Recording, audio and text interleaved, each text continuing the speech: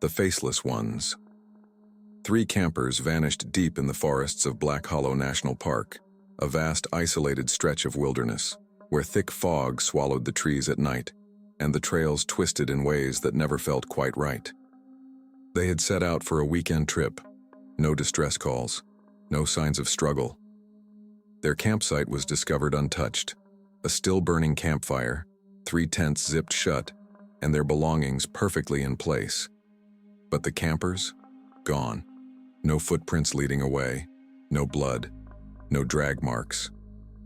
Only one strange clue remained. A phone, left behind, still holding a single final image in its gallery. A blurry, low-light photo of the woods at night, with something barely visible in the darkness. A group of pale figures standing completely still between the trees, watching. The search teams combed the forest for weeks. No bodies were found, no tracks, no signs, nothing. And when the search was finally called off, the stories began. People whispered about the things that live in the woods. Not ghosts, not animals. Something worse. Something that sees you before you ever see it. And once you've seen them, it's already too late. He was a night shift park ranger, practical and rational. He'd worked these woods for 6 years, heard every legend about the disappearances, the faceless ones, and the strange things people claimed to see. Most of it was nonsense. But that changed on the night of October 12th. At 2:37 a.m., his radio crackled. "Dispatch to Ranger Kyle. We have movement near the abandoned campsite." Kyle frowned. No hikers should be out at this hour. Grabbing his flashlight and rifle, he started towards the site. The deeper he went, the quieter the forest became. No wind, no insects, nothing but the crunch of his boots on damp leaves. Then, movement. A flicker of white between the trees. Kyle's breath caught. His flashlight beam cut through the fog and landed on a figure. Tall, thin, featureless. No eyes, no mouth, no face. Just smooth, pale skin where its features should have been. And it wasn't alone. Behind it, dozens of them emerged from the mist. Watching, waiting. Kyle's pulse slammed in his ears. His instincts screamed at him to run. Then, they moved. Kyle ran. But the faceless ones followed. Not fast, not frantic, but with an unnatural fluidity, like they were gliding over the ground. Not running, just drifting and closing the distance. Kyle fired a shot. The bullet passed straight through one of them. No blood, no wound. Like it wasn't even real. Then for the first time, one of them moved its head. A slow, unnatural tilt. Like a puppet on invisible strings. Kyle turned and sprinted. His truck was just ahead. He could make it. He could... A cold hand closed around his wrist. Everything went black. Kyle woke up in his truck. Dawn was breaking. The fog was gone. His rifle sat beside him, fully loaded. No shot had been fired, no footprints in the dirt, no sign that anything had ever been there. Had it been a dream, a hallucination? He rubbed his eyes, his hands shaking. Then, he caught a glimpse of himself in the rearview mirror. For half a second, his reflection looked wrong, blurry, like his face was trying to disappear. Kyle took a leave of absence, but the faceless ones followed. He saw them everywhere, in the grocery store, standing between the aisles, in his neighbor's window, watching from the 2nd floor, in his own home, just standing outside his bedroom door. Every time he blinked, they were closer. Every time he turned his head, their numbers grew. They never spoke, never moved when he watched. But he could feel them, waiting, watching. And then, one of them finally spoke, in his own voice. "You don't need a face." Kyle stopped leaving his house. He boarded up his windows. He covered his mirrors. But the faceless ones never left. Their whispers slid through the walls like dripping water. Their shadows lurked at the edge of his vision. And then, one night, he made a mistake. He looked. The mirror. And his face was gone. Just smooth, empty skin. And behind him, in the reflection, hundreds of them filled the room, watching. waiting.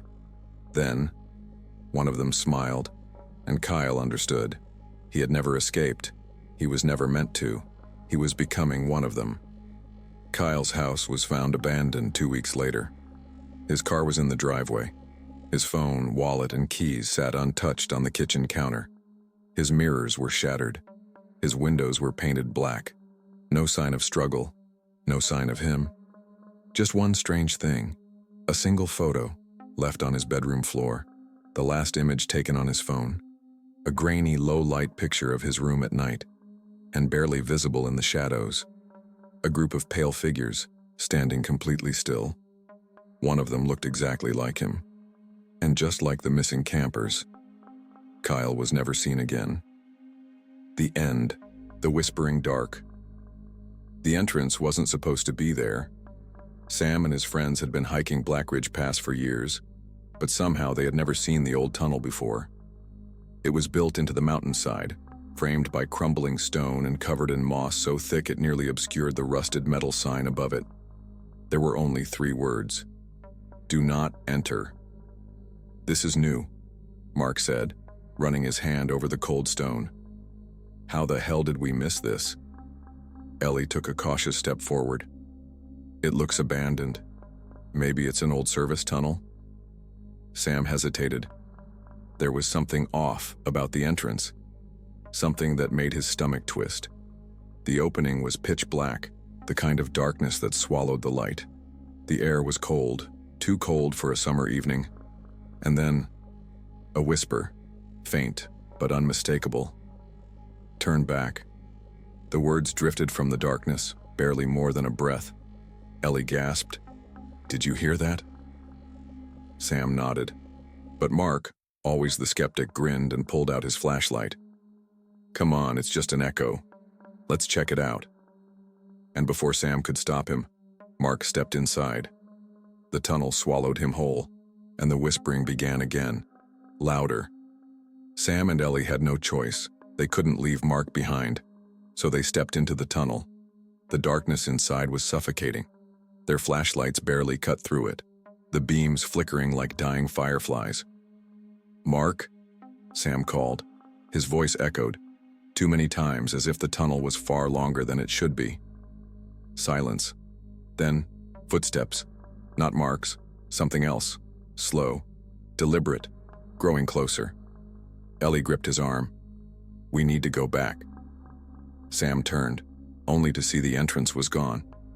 Just solid stone where the way out had been. And in the distance the whispering grew louder. You're not supposed to be here. They walked deeper. There was no other choice. The tunnel stretched endlessly, twisting and turning, leading them downward. The air smelled of damp earth and something rotting. Then, Ellie screamed. Sam turned just in time to see her flashlight flicker violently, the beam illuminating something just behind her. A figure, standing motionless in the dark. Its shape was human, but its face was missing, just a smooth expanse of skin. The flashlight died, and in the dark, it moved. Sam grabbed Ellie and ran.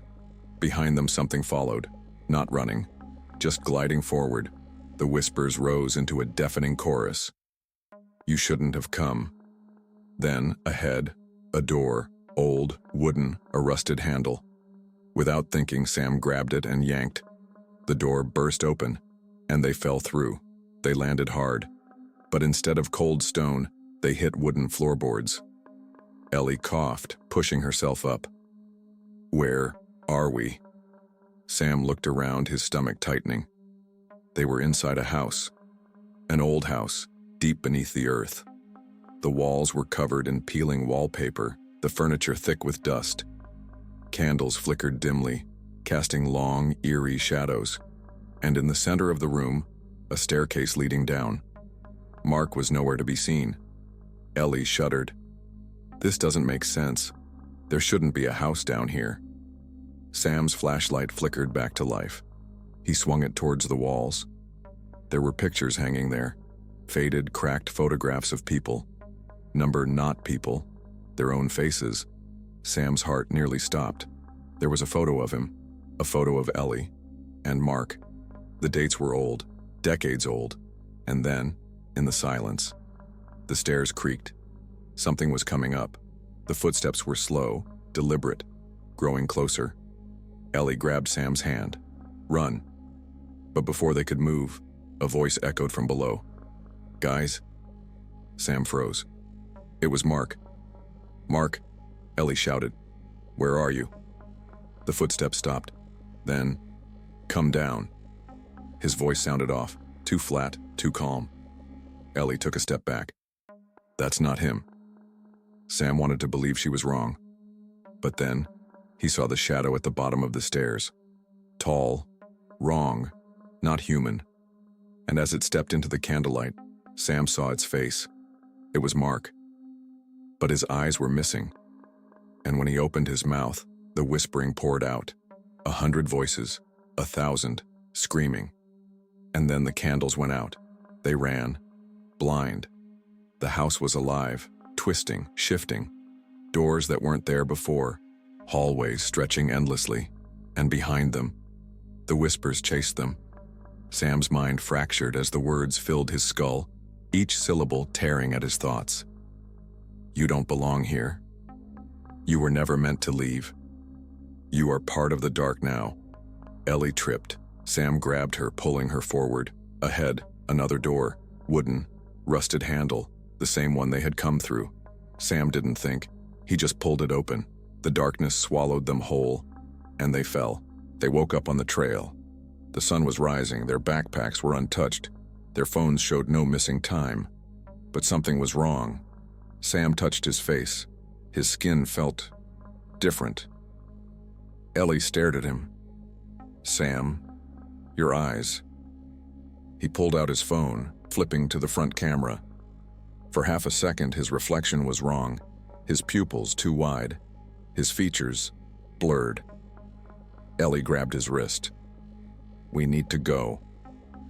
They didn't speak again until they reached the town, and even then neither of them mentioned the whispering they still heard at night, or the fact that every time they blinked the tunnel seemed closer, waiting, watching.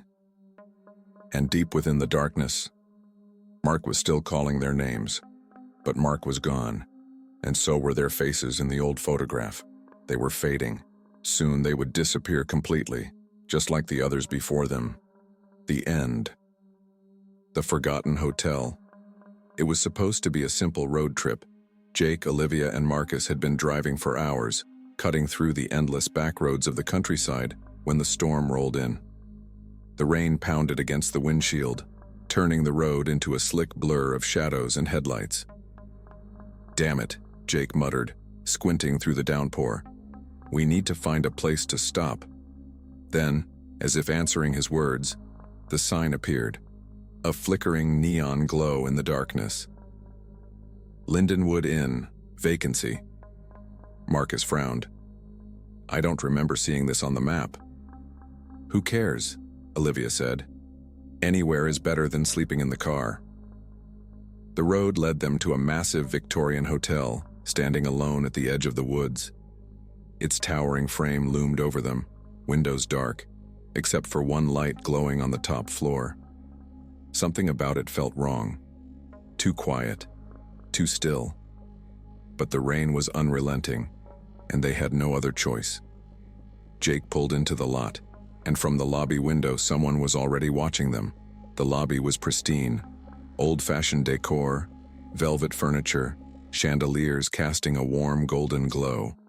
A fireplace crackled in the corner, filling the air with the scent of burning wood. The woman at the front desk smiled too widely. "Welcome to Lindenwood Inn. Checking in?"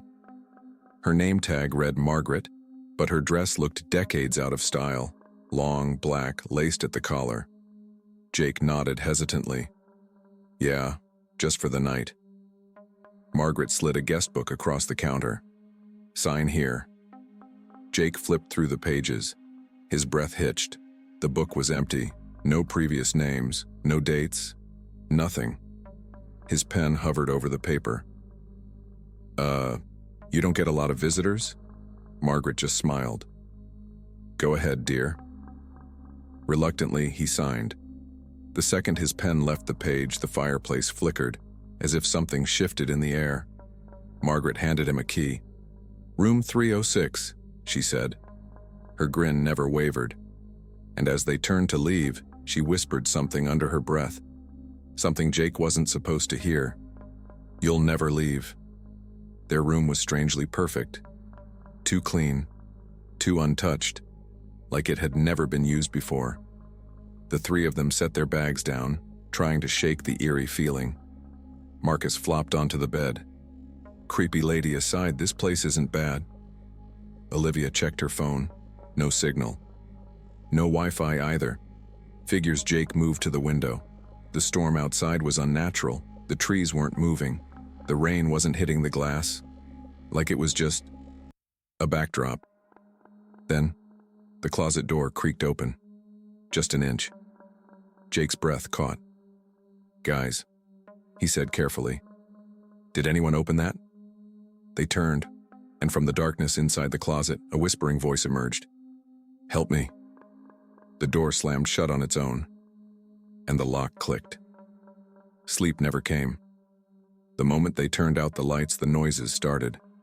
A faint tapping on the window, a distant laughter echoing through the halls. Then, footsteps outside their door. Slow, dragging. Marcus sat up. "Do you hear that?" Jake grabbed the key from the nightstand. "I'm checking it out." He stepped into the hallway. The corridor stretched endlessly. More doors than he remembered. More paintings on the walls. Portraits of people who looked too real. At the end of the hall, the elevator doors stood slightly open. A single handprint smeared the metal. Jake swallowed hard. Then, a figure stepped into view. A woman in black, standing at the far end of the hall, motionless, watching. Jake took a step back, and the hallway suddenly went pitch black. The last thing he heard was something running toward him. Fast. Jake woke up back in the room. His heart hammered in his chest. Had he passed out? Dreamed it? Then he saw the scratches on the door, deep claw marks, like something had tried to get in. Olivia was already awake, eyes wide with fear. "Jake, the door won't open." He tried the handle, locked. The windows, sealed shut. They were trapped. A voice came from the hallway. "Margaret." "Breakfast is served," she called sweetly. Her shadow moved past their door, but her feet weren't touching the ground. Then the closet creaked open again. And this time, something crawled out. The thing that emerged wasn't human. A twisted skeletal figure, its face blurred, its limbs too long. Jake grabbed Olivia and Marcus, shoving them toward the bathroom. The thing lurched forward, whispering in 100 voices at once. "Stay with us." Marcus kicked the door shut, locking it. Heavy pounding shook the walls. Then, silence. Jake's breathing was ragged. "We have to find a way out." Olivia pressed her ear to the door. "I think it's gone." Cautiously, they stepped out.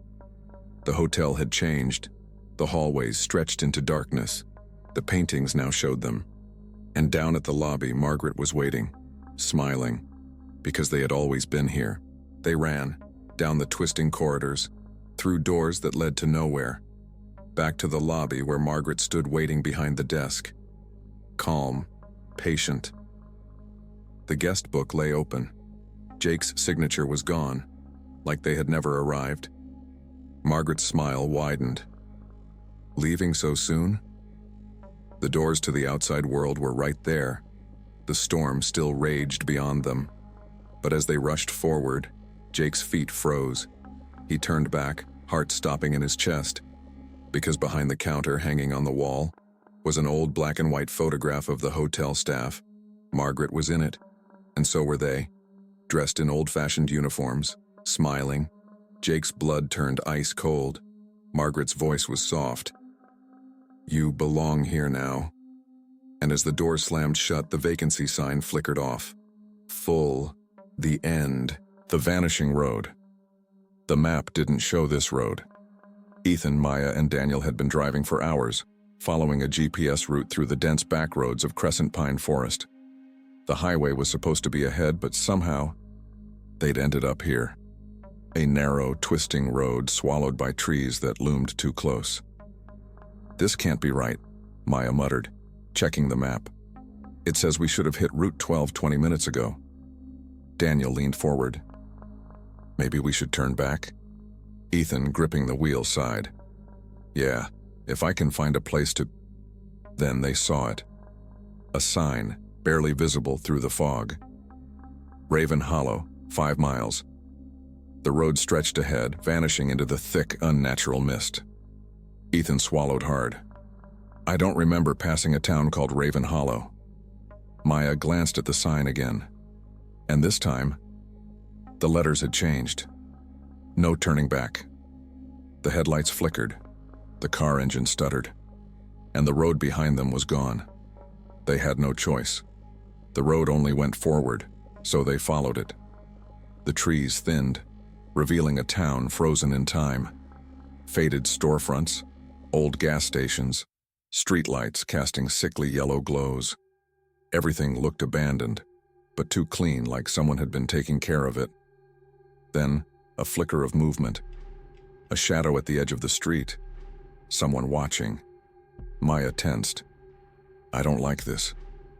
Ethan pulled up to what looked like an old diner. A neon sign buzzed weakly. "Eats. Open 24 hours. The door creaked as they stepped inside, and behind the counter, a woman stood perfectly still, not blinking, not breathing. Then, her lips moved. "You shouldn't be here." The woman's eyes were wrong. Too dark, too empty. Daniel took a step forward.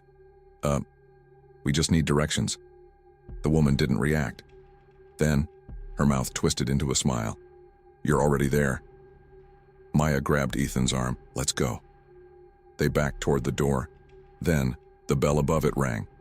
Someone entered the diner. A tall man in a black coat. His face was blurred, like a smudged photograph. And when he spoke, it wasn't his voice. It was Ethan's. "You shouldn't have taken the road."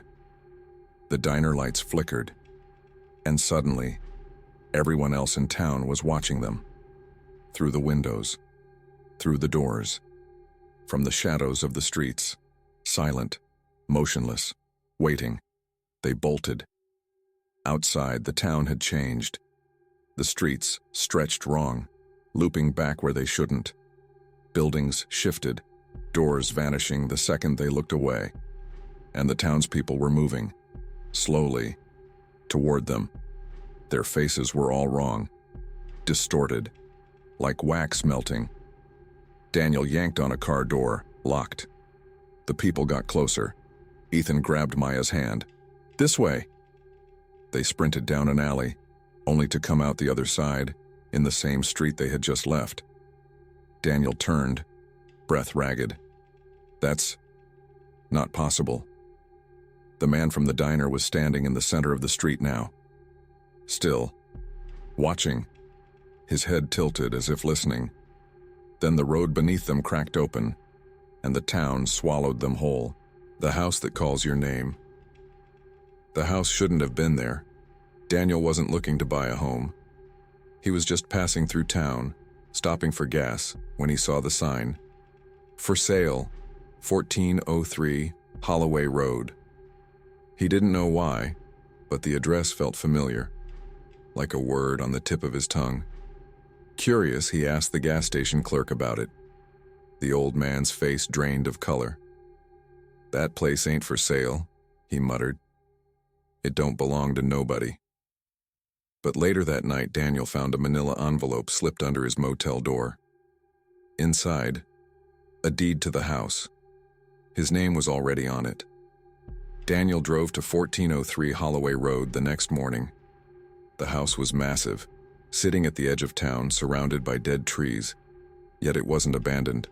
The lawn was neatly trimmed. The front door was unlocked. And inside, the house was already furnished. A fireplace crackled in the living room. A warm dinner sat on the dining table as if someone had been expecting him. Daniel hesitated.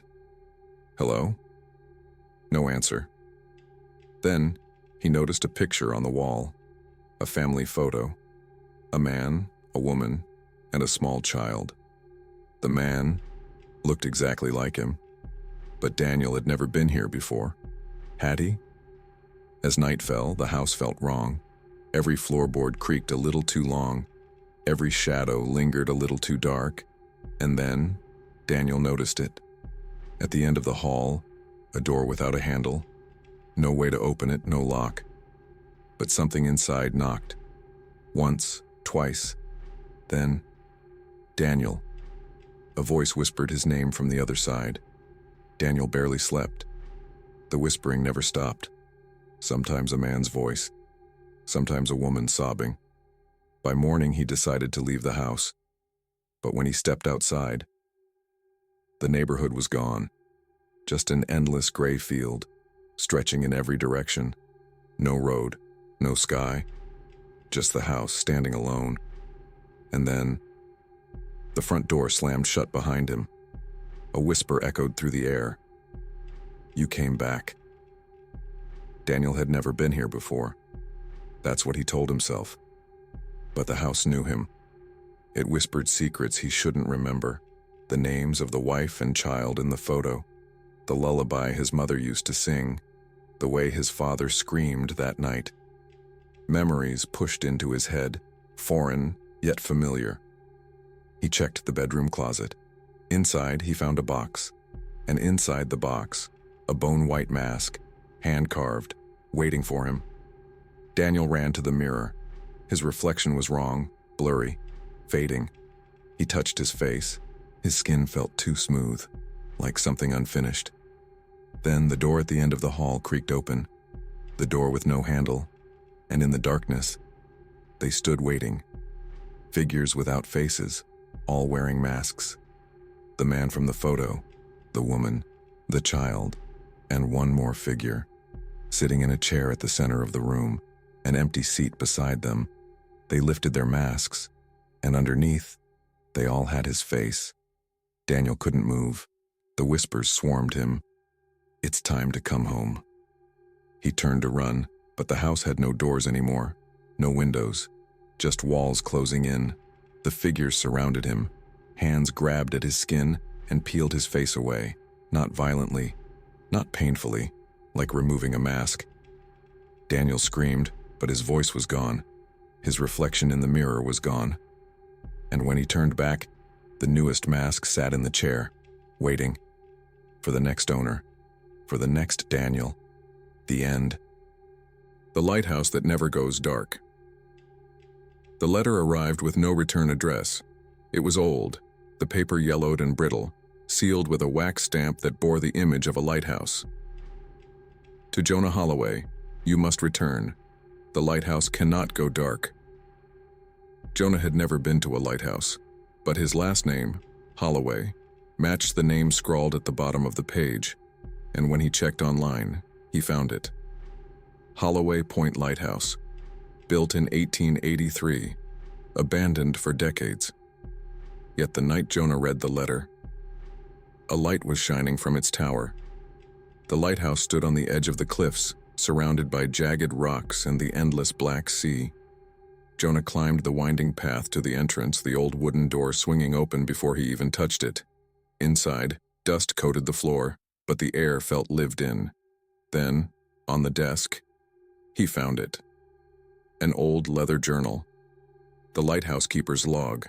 The last entry was dated October 12, 1903. The light must never go out. They wait in the dark. As Jonah turned the page, a voice whispered behind him. You shouldn't be here. Night fell. Jonah climbed the spiral staircase to the top of the tower, where the beacon still burned bright. The machinery was impossibly old, yet it still turned, casting its glow over the ocean. But as Jonah peered through the glass, he realized something. The light wasn't shining out to sea. It was pointing inland. And in the glow, deep in the cliffs below, something was moving. Shadows, figures, and every time the light passed over them, they were closer. Then, the gears groaned. The light was slowing down, and Jonah realized it was about to go out. The first knock came just after midnight. Jonah was halfway down the stairs when he heard it. A slow, deliberate knock at the lighthouse door. Boom, boom, boom. He froze. The second knock rattled the entire tower. Boom, boom, boom. Jonah gripped the railing. Who's there? A voice drifted through the wood. Not human, not one voice, many. We have waited so long. The doorknob twisted, and the light began to flicker. Jonah barred the door and ran back up the stairs.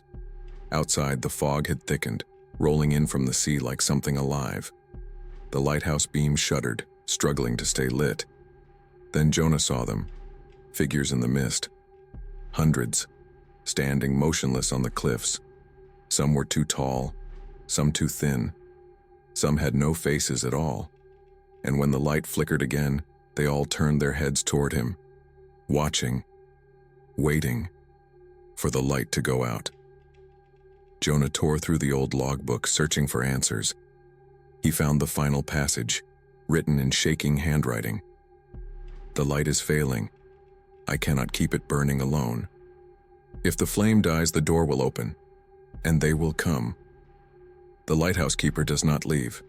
The lighthouse keeper does not leave. The lighthouse keeper does not...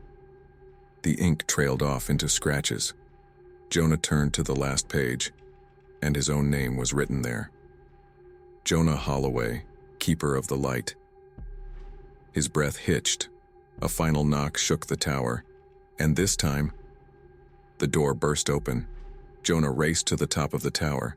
The flame was dying. The figures were already inside. They didn't walk. They floated, their forms shifting like smoke, their whispers filling his skull. We are here. We are here. We are here. Jonah grabbed the rusted oil canister, desperately fueling the flame. It flared for one last moment. Then, darkness. The whispers stopped. So did Jonah's breathing, because in the reflection of the glass, he saw them standing behind him, and the last thing he felt was cold hands gripping his shoulders. The next morning, the lighthouse stood silent. The light was out, and Jonah Holloway was nowhere to be found. But as the townspeople stared up at the dark tower, they swore they could still hear something. A faint whisper drifting through the air. The lighthouse keeper does not leave. And that night, the light turned on again, with no one inside. The end. The train that never stops. The 11:45 p.m. train wasn't supposed to exist. Jake had been taking the subway home for years. He knew the schedule by heart. The last train always left at 11:30. But that night, as he stepped onto the platform, he saw it. A single train car, old and rusted, sitting at the far end of the station. The sign above it flickered. Last train, now boarding. The doors slid open without a sound. The platform was empty. The air smelled wrong, like burnt metal and damp earth. A voice crackled over the intercom. All aboard. And before Jake could turn away, his feet started moving on their own. The train was empty. No conductor, no other passengers. Just dim, flickering lights and rows of cracked leather seats. Jake hesitated, gripping a metal pole. Hello? No answer. The doors slid shut without warning. The train lurched forward faster than it should, speeding into the dark tunnel ahead. Jake stumbled, grabbing the nearest seat. That's when he saw him. A man sitting at the far end of the car, dressed in a dark suit. He was motionless, head bowed, his hat covering his face. Jake exhaled, relieved. Hey man, thought I was alone? The man did not respond. The train picked up speed. And as the lights flickered, the man moved closer. The train rattled through the dark, but when it finally slowed, Jake looked out the window and felt his stomach drop. This wasn't his stop. This wasn't anyone's stop. The station outside was wrong. Old, rotting. The sign above it was covered in grime, but through the filth he could make out the letters, Hollow Point Station. He had never heard of it. And then, the man in the suit stood up, slowly, silently. Jake's pulse spiked. Hey, where are we? The man's head tilted. Then, the lights flickered again, and he was suddenly sitting in the seat beside Jake. Jake jumped back, but when he looked into the man's face, he had no eyes. The intercom crackled to life. A distorted voice filled the train car. Next stop, the end of the line. Jake's breath hitched. What does that mean? The man in the suit didn't speak. He only smiled, a wretched, unnatural grin. Then, a door at the far end of the car slid open, not to another train car, to somewhere else, a place of twisting shadows and distant screams, and something was crawling toward him. Jake ran. He slammed into the emergency door, trying to force it open. Nothing. The thing in the darkness was getting closer. Then, the train lurched violently. A figure stepped out from the far end of the car. Not the thing from the shadows. Someone worse. The conductor. Tall, unnaturally thin, wearing a tattered uniform and a rusted conductor's cap. His face was stretched too wide, like his skin barely fit his skull. He raised one bony hand and pointed at Jake. No ticket. The train screamed as it picked up speed, and the windows vanished, leaving nothing but endless black outside. The train wasn't stopping. Jake's head spun as the intercom crackled again. Final destination. Arrival imminent. The doors at the front of the car slid open, revealing a tunnel filled with bodies, passengers, hundreds of them, some fresh, some long dead. Jake choked back bile. The thing in the suit stepped closer, whispering, "Your stop is next." The conductor loomed over him, eyes hollow pits of black void. Jake screamed, and then the train hit the end of the line, and everything went dark. Jake woke up on the subway platform. His head pounded. The last train was gone. The station was silent. Had it been a dream? Then he noticed something in his hand. A ticket, stamped with a single word. Return. His stomach lurched. He turned toward the tracks and froze. The train was there again, waiting. And behind the glass of the nearest window, a man in a dark suit smiled at him. Jake staggered back, because the man's face was his own. The train doors slid open. The intercom crackled. All aboard. And before Jake could run, his feet started moving on their own. The end. The mirror that remembers. Lena wasn't looking for a mirror. She had stopped by the old antique store on a whim, drawn in by the flickering open sign and the scent of dust and aged wood. The place was cluttered, filled with faded paintings, rusted trinkets, and furniture that looked like it belonged in another century. But in the far corner, half hidden beneath a sheet, it waited. A massive, ornate mirror, its frame carved with twisting vines and hollow-eyed faces. The glass was too clear, too deep, like staring into a pool of water that had no bottom. The shopkeeper, an elderly woman, emerged from the shadows. "You have a good eye," she rasped. "This one is special." Lena hesitated. "How much?" The woman's smile never reached her eyes. "For you, dear. It's already yours." That night, Lena set the mirror up in her bedroom. Something about it felt wrong. It was too heavy, yet she had moved it with ease. It was too clean, even though the shop had been covered in dust. And when she looked into it, her reflection lagged. Just for a second. A blink, too slow. A movement slightly out of sync. Lena swallowed hard.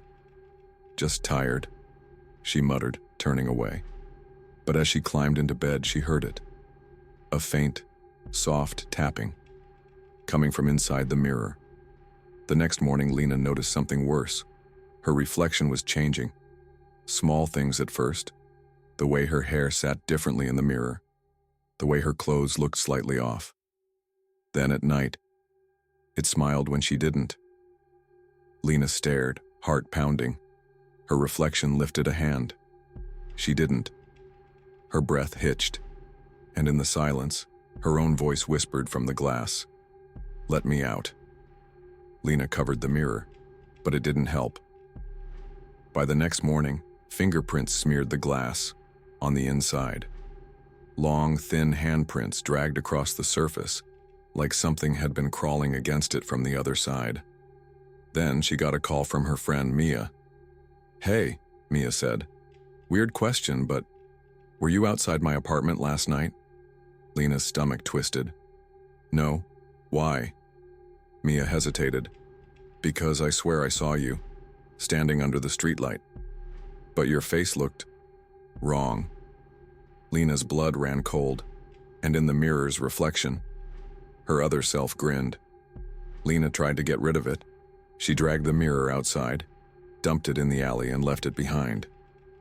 But when she got home, it was back, standing in the same place in her bedroom. The glass was cracked now, a jagged line splitting her reflection down the middle. And as she watched, her other self lifted a hand, placing it against the glass. The crack spread beneath its fingers. Lena backed away. She knew what was coming next. It was trying to break through. That night, the mirror shattered. Lena woke to the sound of glass breaking, a gust of cold air rushing through the room. The mirror was in pieces, but her reflection was gone. Not shattered, not broken, just missing. Lena turned, and in the darkness, something moved. A figure, stepping out from the shadows. It looked just like her. Same face, same body, but its eyes were empty. And when it spoke, it used her voice. "You took my place," Lena screamed. The next morning, Lena's neighbors found her bedroom empty. Her bed untouched, no signs of forced entry, no broken glass. Just one thing left behind. A perfect mirror, standing in the corner, clean, unbroken, and in its reflection, a woman stood inside, pounding against the glass, screaming without sound, because Lena was still there. But the thing wearing her face? It stepped into the world without looking back, and as it walked away, the mirror dimmed. The end.